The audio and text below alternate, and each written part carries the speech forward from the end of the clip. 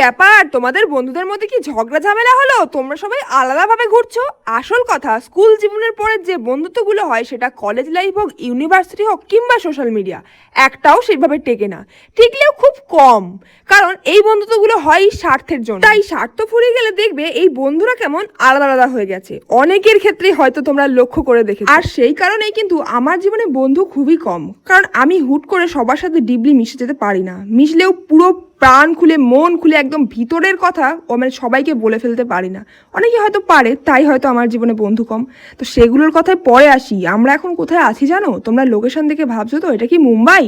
একদমই ঠিক ধরেছো, এটাই মুম্বাই। মুম্বাই যে এত সুন্দর পাহাড় আছে সেটা আমরা জানতেই পারতাম না এই হঠাৎ হওয়া বন্ধুগুলো না থাক। মুম্বাই সিটিটা আমরা ভালো করে ঘুরে নেওয়ার পর আমরা চলে আসি একটু আউটসাইডে পাহাড় দেখবো বলে এই দিদিদের বাড়িতে। আর এই দিদিরাই কিন্তু আমাদের গোটা মুম্বাইটা ঘোরায়, এত সুন্দর একটা পাহাড়ে ঘোরায়। আর এখানে এসে সেলিব্রেশন করি ফেসবুকের 1 মিলিয়ন, আর সেটাও খিচুড়ি পিকনিকের সাথে। সত্যি খুবই ভালো ছিল সময়টা।